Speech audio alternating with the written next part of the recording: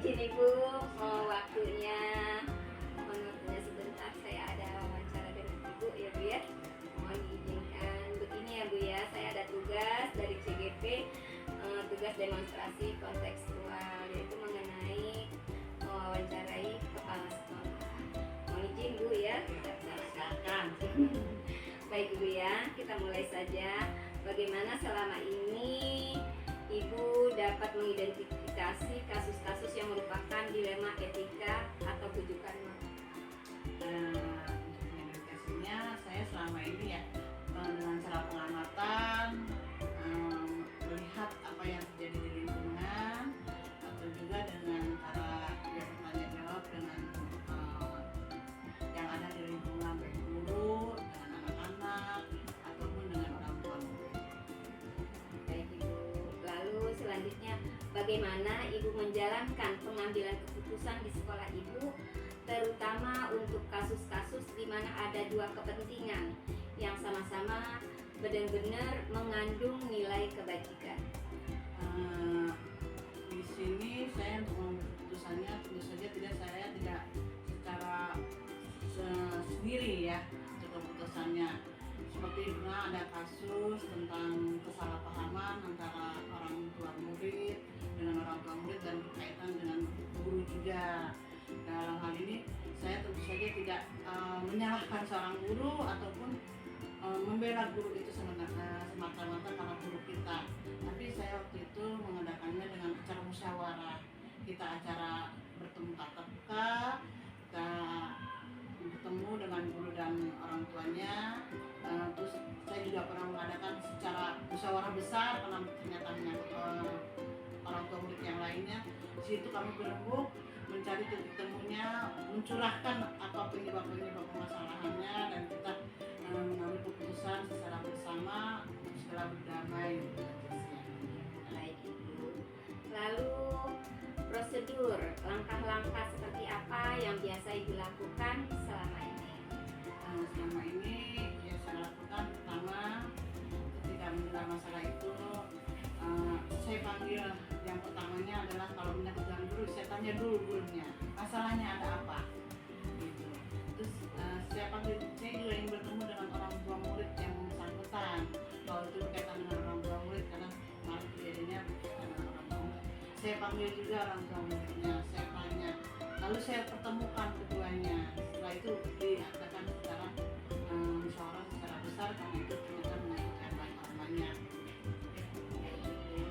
Kemudian Bu, pertanyaan selanjutnya, hal-hal apa saja yang selama ini Ibu anggap efektif dalam pengambilan keputusan pada kasus-kasus dilema etika?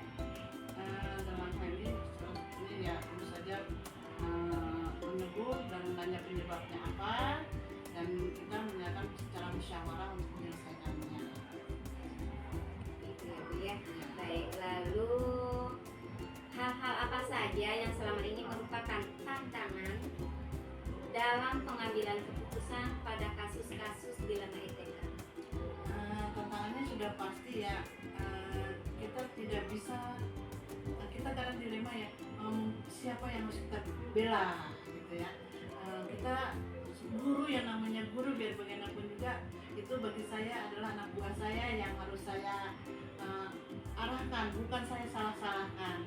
Tentu saja saya harus membela guru supaya di mana lembaga itu mempunyai mempunyai martabat di mata orang tua murid. Jadi orang tua murid tidak menyepelekan.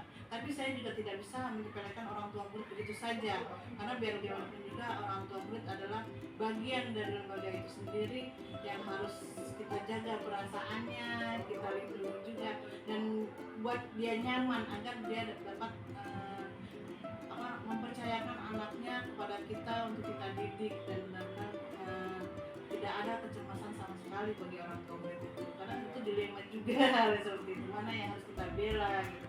Tapi ya alhamdulillah selama ini dengan cara musyawarah kita bicara baik-baik, hal itu semuanya bisa diselesaikan. Baik Ibu.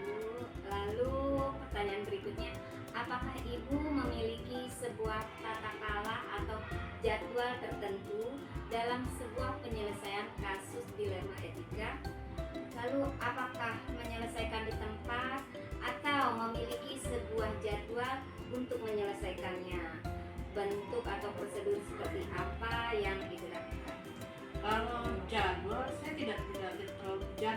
tidak harus seminggu sekali atau sebulan sekali, tidak.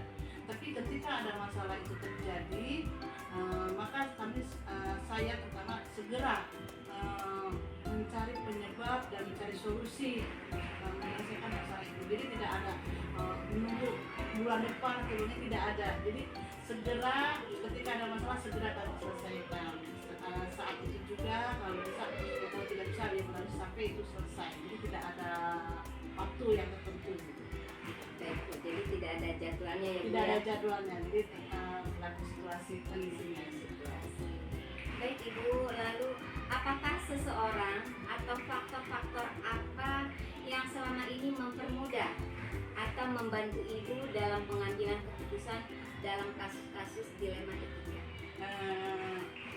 Yang nggak membantu ini ya terus terang ya mereka sendiri ya, artinya baik pihak guru maupun pihak orang tua murid sama-sama mengungkapkan keresahannya, dan kita sama-sama untuk saling menyadari apa kesalahannya, apa kekurangannya, dan bisa menerima kekurangan orang lain dan bisa saling memaafkan dengan segera. Jadi tidak ada dendam, tidak apa, itu yang alhamdulillah selama ini sangat membantu sekali penyelesaiannya. Jadi tidak berlarut-larut gitu. Jadi segera menyadari kesalahannya masing-masing dan saling memaafkan.